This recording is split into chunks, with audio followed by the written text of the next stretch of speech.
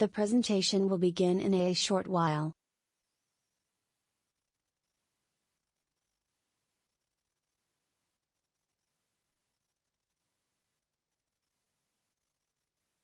Thank you very much for joining in from all across the globe. We have had a very overwhelming response. So I, on behalf of Espire Infolabs, welcome you to this insightful webinar.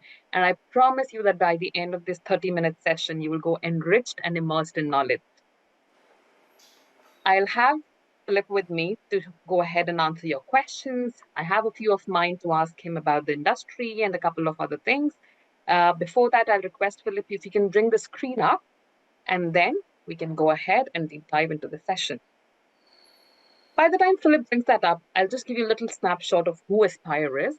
Espire Infolabs is a global IT services and a digital transformation provider.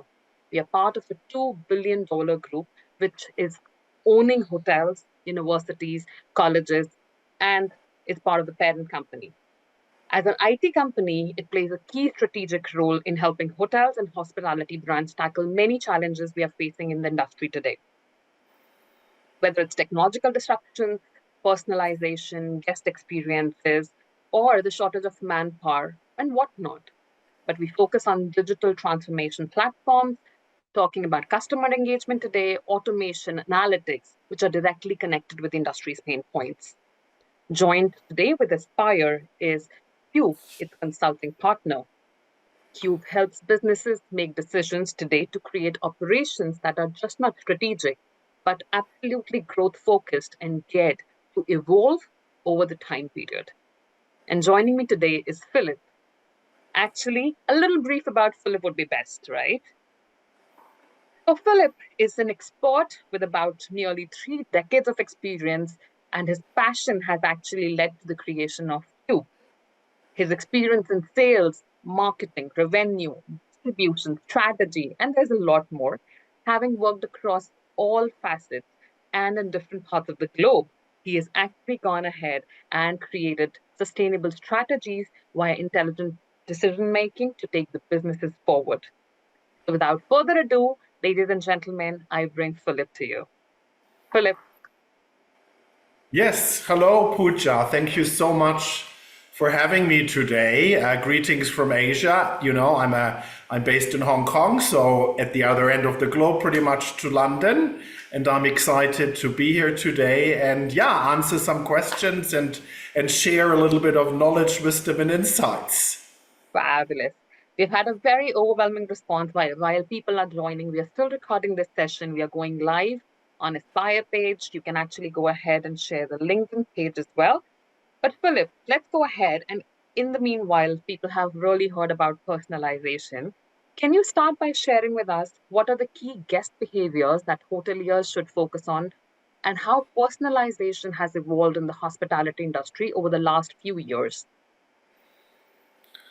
Of course. I mean, look, there are a couple of statistics on the screen that also really speak for it themselves, right? So there's really a shift happening right now, and that shift is from how guest behavior and personalization have really evolved.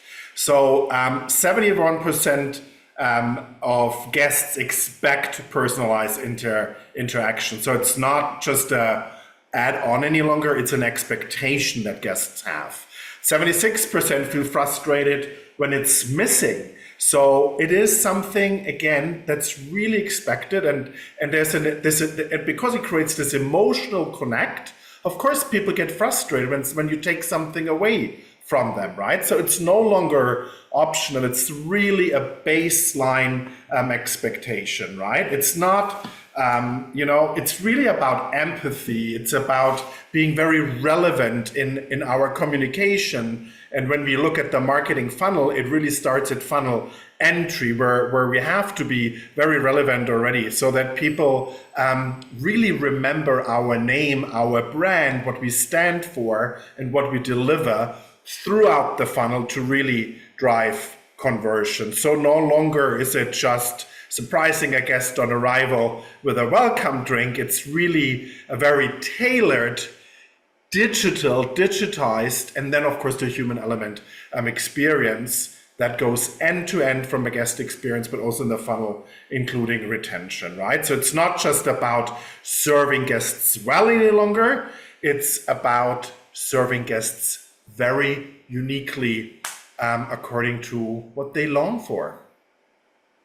Absolutely. So very well put, actually, having partnered with partners and platforms like Oracle, Adobe, Microsoft for omnichannel experience over these years, we have seen how, hyper-personalization has become the heart of every hotelier today.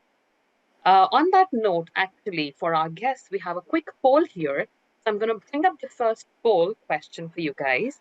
If you can see it on the screen, I would like you to go ahead and rate the effectiveness of your current personalization strategy across different guest touch points. So whether it's very effective, whether it's somewhat, or you're still figuring out, if you may go ahead and next 30 seconds, if you can actually answer that question for us. Okay, the poll has I'm very started. curious to see these results. Come on, you guys can do this. So we've got 3 out of 19. That's 15%. I'm sure we can do better than this. Wow. So I know a lot of people might be thinking, right? Should we spill it out or not? But yes, it's anonymous, so you can go ahead. So we've got 7 of 19, of which 2 people say that it's very effective. Somewhat they're thinking it's probably, and for 1, it's still not effective. So yeah, the number are on the rising side for somewhat effective, Philip. So as you can see, probably. Pooja, just a side note, I noticed more people have joined while we put the poll up. Maybe you want to re-explain it for the people that just joined us? Okay, I think, yeah. So we're just doing a quick poll, and we have just started the webinar with first question on effectiveness of personalization in today's world for hoteliers. So if you can just go ahead and help us understand the effectiveness of your current personalization strategy, whether it's your rooms, your F&B, your guest experience. So that's what we are doing here. And another 10 more seconds before we move on to the next question. And then there are 2 more poll questions coming your way up.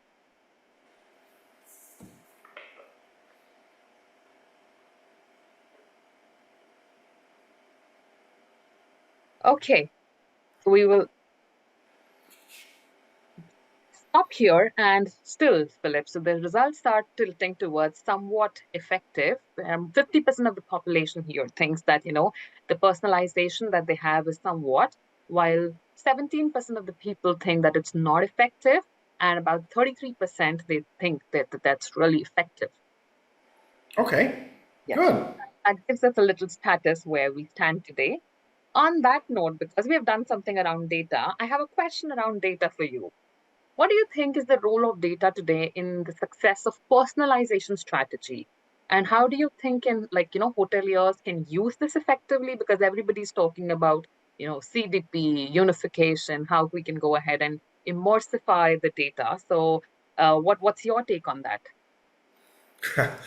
I could talk about this for a very long time, Pooja, but I'll try to summarize it.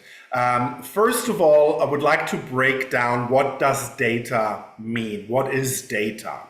And we typically look at data into 3 different shapes and forms. One is the transactional information. That is, how do guests book? What do they spend? What do they spend it on? Where are they traveling to? Where do they come from, right? So it's also the demographical information, if you will, and I consider demographical insights quite transactional. And then on the other spectrum is the behavioral information, right? That is, and a lot of that sits in guest reviews and the digital footprint that people leave behind. And I find that information to a large degree still very underutilized. We use it, a lot of hotels have invested, and that's a great thing, invested in reputation management tools, for example, right? But I very often see that this information is to a degree limited to general managers' KPIs just around guest satisfaction in general. How happy are my guests versus, so what's my index versus my score versus my competitor set. First of all, that competitor set is homemade. We decide on this. It's not decided by the guests. So I sometimes question, how relevant is that really when I want to actually personalize the experience more? So with that is then, of course, how do I use this information? And I think it's very often underutilized, right? We're still very much inside out in our approach, at least in my view and in my observation, versus really going outside in. There's so much information out there that we collect from guests. I mean, they're sleeping in our beds, for crying out loud, right? I mean, who knows more about their customers than the hotel industry does, right? But point is, it is out there, and it can just be used to a much larger degree to really tailor the messaging, again, at funnel entry and throughout the funnel. I really encourage everybody to do more relevant and more guest persona, audience-driven promotional and offer activity. I still see a lot of offers which is one for all, one fits all. When I see the digital guest journey, very often I'm not, when I travel as a single traveler midweek, why do I see a romance package? I don't want to see it. It's disturbing me, right? It's not relevant. Or vice versa, when I'm arriving, when I'm booking a room, 2 adults, 2 children, arriving on a Friday, don't bother me with a business package, right? So I think we can do better than that. And the technology is already there. And even the not so sophisticated, not so super expensive booking engines, they actually have a lot more capabilities that can cater to this. But in order to really do that, we have to, again, venture outside of our box and understand better what is those guest personas that I actually want to target. I still see a lot of traditional segmentation, market segmentation. There's wholesale FIT, corporate FIT, group business. That's not an audience. That's not a persona. It's quite traditional. What we're after now is really understanding behavior, understanding what guests really want, and turn this into marketing activity that just sells better. And guess what? It's not just to uplift the immediate performance, meaning driving more revenue. Of course, that's a major goal. We are in a business, but it's actually uplifting the guest experience, again, throughout this funnel.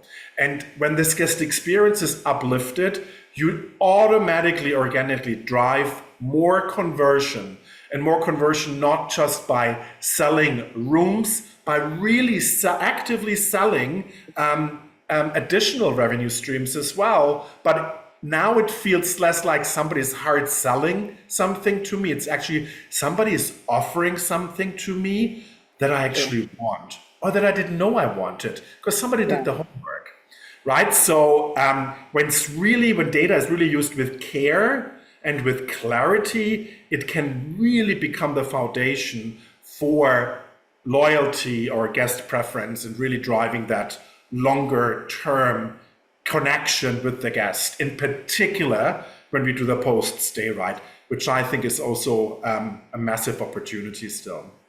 I hope Absolutely. that helps. Good job. Very well put. In fact, I remember that you had shared some data points as well. If you want to bring up the next slide, and people can just go through it, understand where we are on the data journey. And like very well, you articulated it, Philip, because just about 2 weeks back, I was with a customer, and what they were looking for, they have about 90-95% booking on a good summer season here in London. But after the person is inside, right, they really want to know that they are well looked after. There is care. They are looking for something in AI concierge. They are looking forward for events around them. And it's not like a cookie cutter approach where one shoe would fit all. So at the end of it, you need to blend, you need to understand. And like you said, it's just not about bringing the lemonade and passing it to them and ensuring that this is what a personalization is all about. For my guests who are joining in now, I'm going to relaunch the poll because we just had about 50% of you voting. So while I bring the questions here, and if you didn't answer, or if you want to revise your answers, so these are the 3 questions we have today. How would you rate your effectiveness in the personalization strategy? And I know a few of you answered, but this is for all those 50% who didn't. Yeah. So you're still figuring out, and all those who are joining us now. So this is a poll we just launched about 5 minutes back. And if you want to go ahead, amend your answers, change, there are a couple of other options. So your biggest challenge in delivering personalized experience, are you looking forward for an integrated technology which is missing right now? Your guest data is siloed, right? Obviously, the budgets and resources everywhere is a big constraint these days. Or are you dealing with some operational inefficiencies? And the last question here today is, of course, what are you currently prioritizing for your digital transformation, right? Of course, 100%, right? So here we have 3 people who are saying the guest engagement, of course, personalization, CRM and loyalty, having worked with partners like Salesforce and Microsoft, we understand the power and the impact of a CRM, much more so, right, in today's world where the data is the heart and key for every business. So we'll take a quick 30-second here, and while that you are bringing it up, so I will let you go ahead. Answer the questions. There are all the 3. Yeah. If you answered them before well enough, thank you very much for that. And for all those who are joining us now,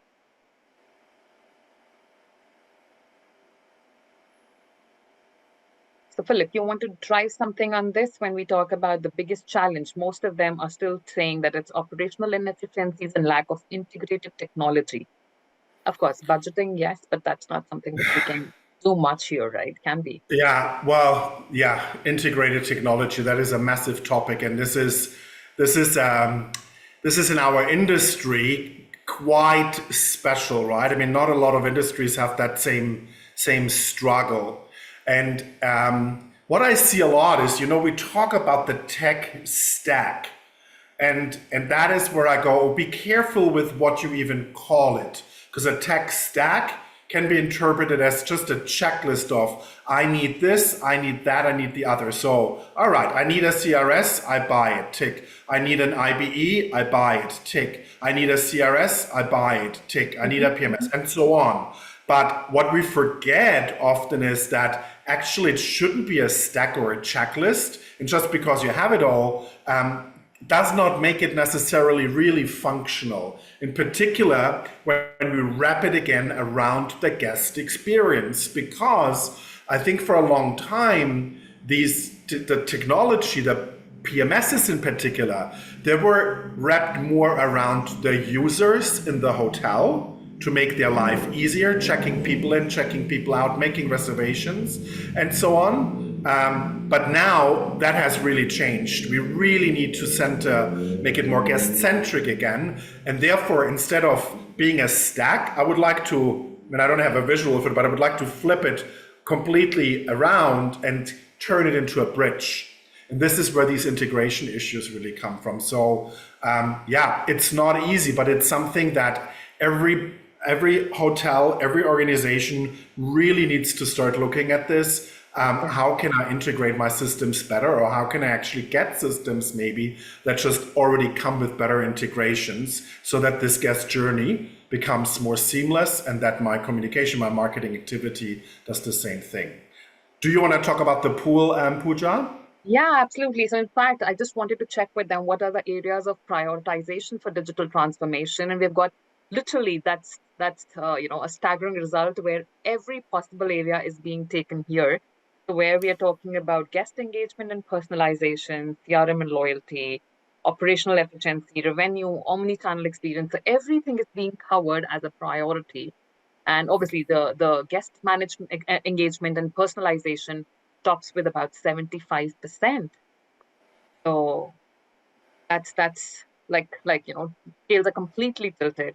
So if I had to ask you, can you share the best practices for segmenting guests effectively to create a more targeted, this kind of an experience? So yeah, sure. So, I mean, this is again, let's just dive a little bit deeper into personas, right? So, what do we mean by that, right? So it's really moving from basic lists to audience-based segmentations. I touched on that before. So what does it take to build personas? It's around behaviors. It's really understanding what is the intent that a guest has, why they book, or where they want to stay. And by the way, the same person may have very different intents depending on time of the year, day of the week, who you're traveling with. I mean, we just touched on this, family versus business, or the extension, the combination of things now, right? But we really have to understand that so that we can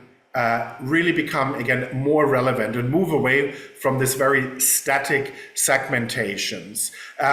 Also, I think it's important that we bring in a better understanding of the life cycle stage in which the guest currently is. Is it a guest that I, in fact, already own, right? It's a repeat guest. They're coming over and over again. So they want to be fed with very different information than somebody that is new to my brand, that may not really understand it, what the brand has to offer. So how do I, again, bridge that gap? How do I make sure that they understand and that we really deliver on these expectations as well? But on the same front, loyalty is not forever, right? It needs to be nurtured. You need to constantly engage, again, with relevancy to and with your guests. So look, this is really what it boils down to.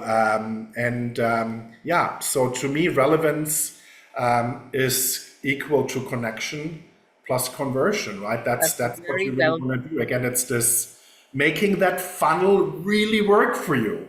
So don't just group guests, speak to who they are, like in a conversation with a friend.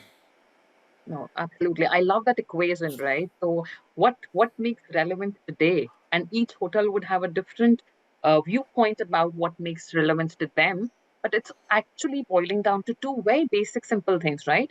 How you connect with your audience, and that's for every business, more so in a business like hotels. And how do you optimize and convert that, ensuring that they are loyal to you and that brand value is considered every time they think of booking, right? Because obviously there's a market out there which is B&Bs and other virtual properties that people are looking forward to go and book. Staycations are picking up, but at the end of it, still, how you stay relevant in today's scenario is the key essence. I can also request my audience to go ahead and put your questions down. You can use the Q&A option right in the tab below. While I ask another question to Philip, where Philip, going forward, some fast forward step, what do you think will be the next big trend in hospitality personalization, and how can hotels be prepared for it? Because we saw, right, in the poll, that is 75% priority today.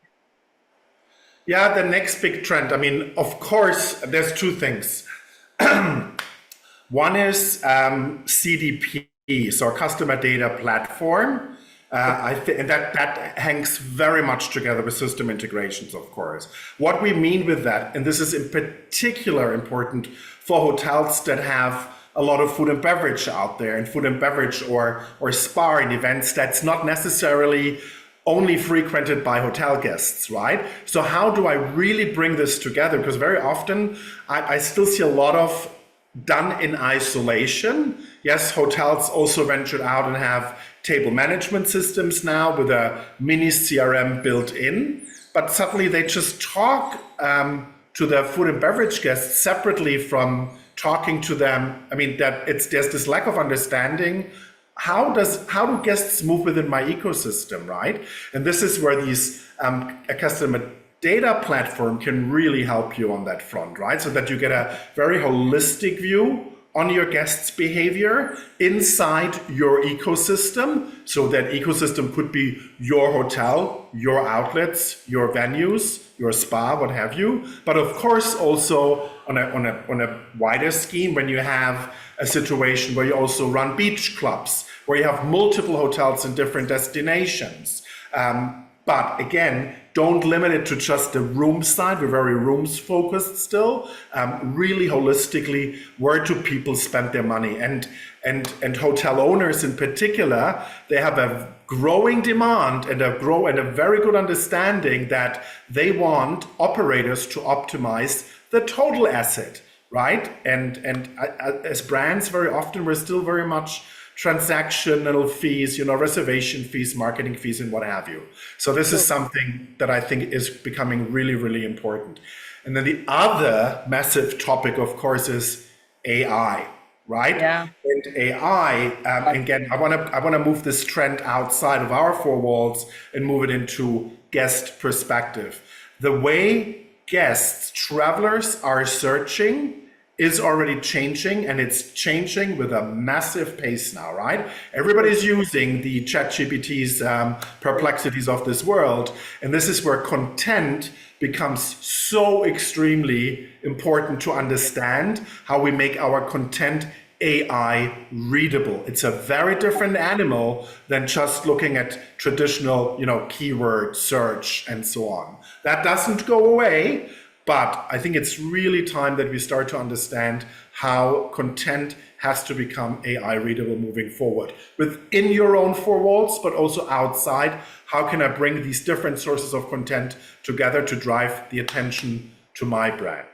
That's what excites me the most actually at the moment. No, I mean, we are just running towards the end of this, but I have one question as you talked about this. So how do the hotels actually decide on the right tech stack? Somebody's asking without naming people, but to support their personalization strategy. Because we are an IT service provider, you are a hospitality specialist. But if somebody has to choose the right tech stack to support for their CRM, CDP journey, how do they go about it? Yeah, how do they go about it? This is again. So number one, put the guest back into the center, right?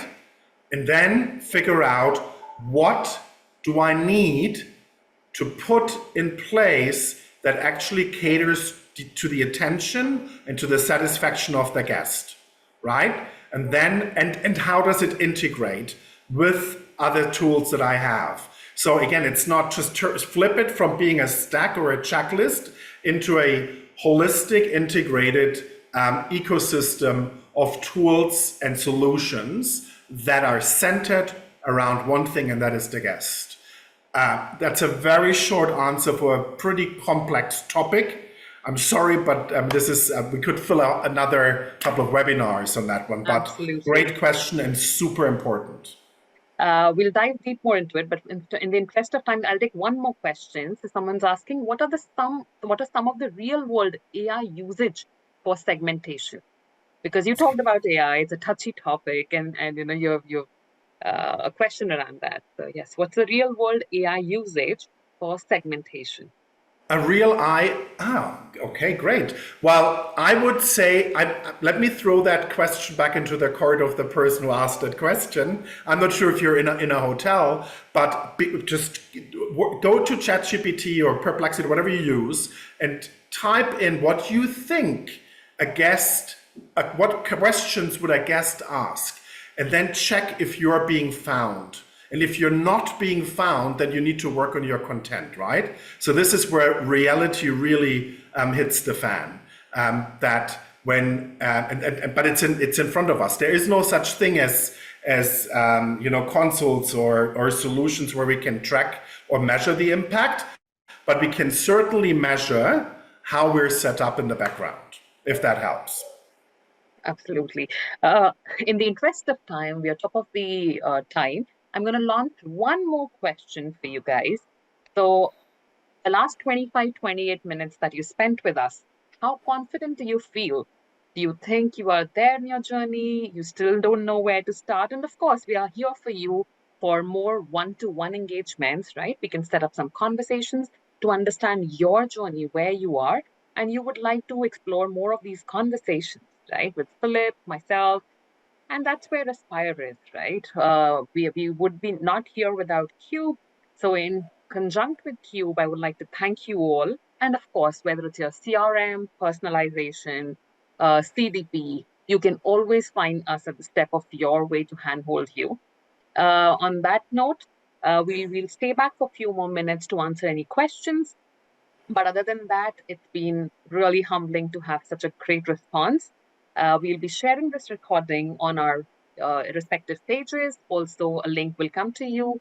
If you would like to know more, there would be a free consultation to unlock the power of personalization sent to you on your emails.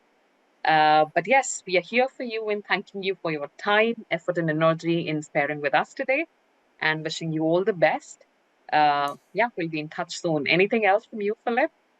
No, just again, Pooja, thank you so much for the opportunity to be here. And thank you for our listeners. And yeah, your feedback is appreciated. And yeah, thank you very much. And have a wonderful rest of the week and a great weekend ahead. Yes, thank you so much, Philip, for sparing time. I know you've been running pillar to post in between the webinars on and offline. But yes, if for our audience, for all these 18-20 people here, if you have more questions, feel free to shoot them our way. We'll be in touch with you. We'll be sending you all the recordings and the material. If there's anything else that particularly interests you and you would like Philip to highlight and talk to you about that, we are happy to take one-on-one questions later. On that note, on behalf of Espire and CUBE, I would like to take your leave and thank you very much for being a wonderful audience today. Have a great week and a weekend ahead. Cheers. Bye.